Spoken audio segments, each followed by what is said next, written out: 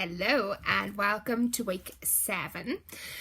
This week we're going to be looking at crooked thinking, or otherwise known as cognitive distortions. Alright, now 2 weeks ago we had a quick look about silencing the negative voice in your head or your inner critic, and that's sort of the start of this process about really looking at our thoughts and how we can work on them, tone down feelings and ultimately adapt behaviour. But in order to do that, we need to be able to understand when we are thinking an unhelpful thought. And part of that is being able to identify crooked thoughts. So how do I know if I'm thinking a crooked thought? Well, the really easy way to do this is for a thought to be viable and evidence-based and not damaging, and something that's going to help you to achieve your goals. It needs to be undeniably true. It needs to be categorically true. It needs to be evidence-based. So let's think about the theories that we've looked at so far. We've looked at, parent, adult, child, and adults all about, evidence-based. We've looked at silencing the inner critic. So again, evidence-based statement. So it's the exact same with our thoughts. All right. So I could have a thought and say, I can't sing. I'm rubbish at singing. Now, is that a crooked thought? Not really. So it's a negative thought. It's probably not going to make me feel great about myself, but I can't sing. It's a fact. All right. So the difference there and what we're looking for is crooked thoughts. So there's no evidence, or there's no evidence to support it, or there's maybe actually evidence that supports the polar opposite of what you're thinking. So there are so many different examples of crooked thoughts and cognitive distortions. Now, I want to just sort of hone in on 4 of them at the moment, because I think this is quite a big topic. This is definitely something, I'm touching on it in this 12-week program, but it's definitely something that I will do more of if there's a desire for it, because it's such a big topic. But yeah, I'm just going to keep it to 4 main ones for today. So first one is all or nothing, or black and white thinking. And this is pretty much what it says on the tin. So this distortion occurs when people habitually think in extremes without considering all possible facts in a given situation. All right.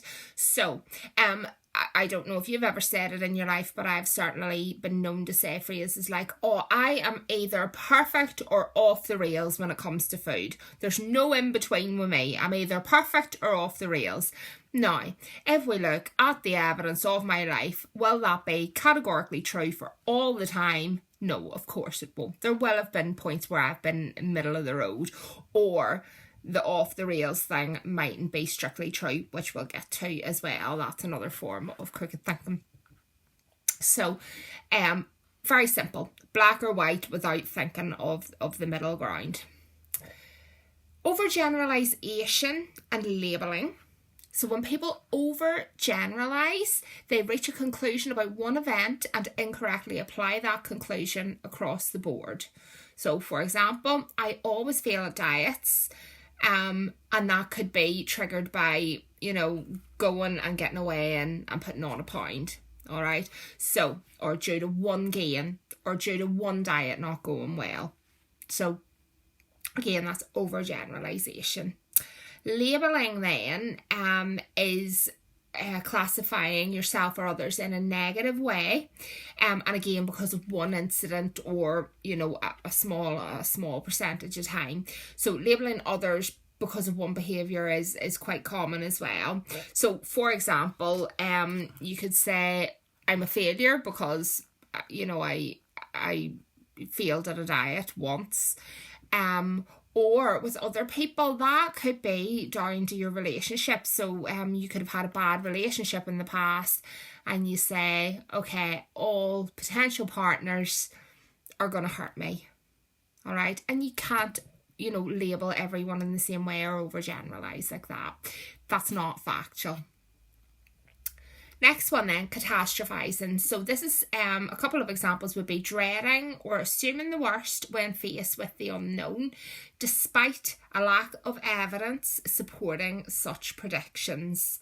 So, oh my goodness, I can't go there. That's going to be an absolute nightmare. You don't know what's going to happen. You don't know it's going to be a nightmare. Do you ever get those situations where you absolutely dread them? You turn it into a huge catastrophe and then you get there and you go, that wasn't too bad. Okay, that's catastrophizing. Another example would be making a mountain out of a molehill. All right, so again, another kind of thing I would say would be, I was an absolute disaster over Christmas. I ate far too much. I was a disaster. I was off the rails. So it's these big words, these big, big, huge statements that actually, if you say to someone, right, well, what does a disaster look like over Christmas? You imagine somebody eating maybe 10 or 15,000 calories every day for 10 days, and I could have been saying that because I had an extra mince pie, for talk's sake. So you get the gist of it, making a mountain out of a molehill. And then finally, mind reading.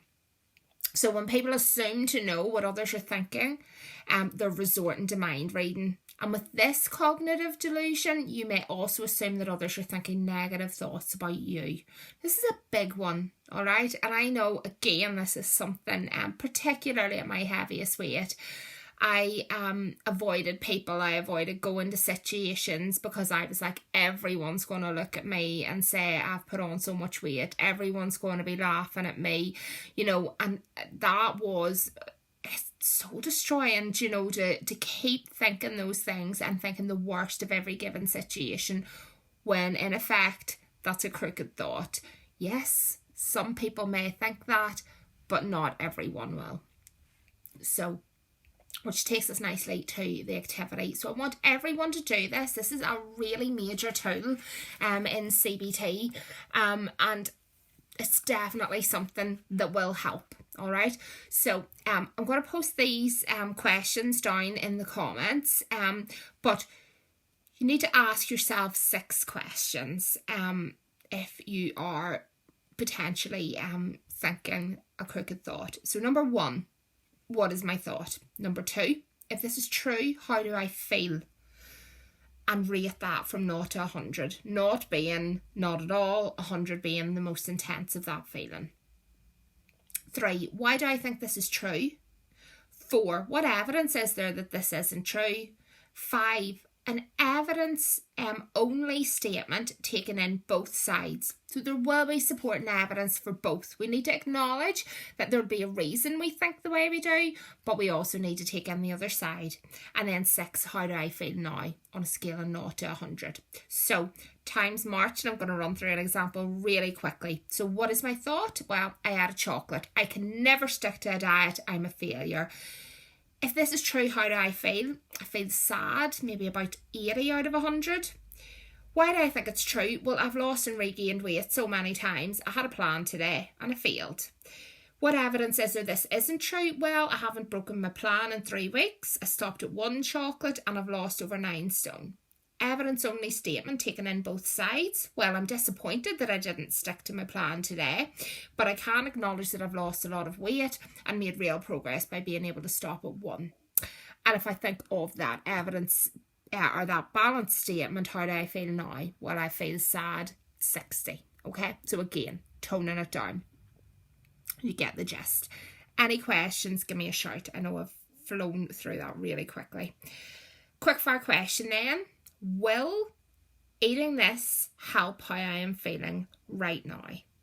Okay. So we're getting into the intense stuff now.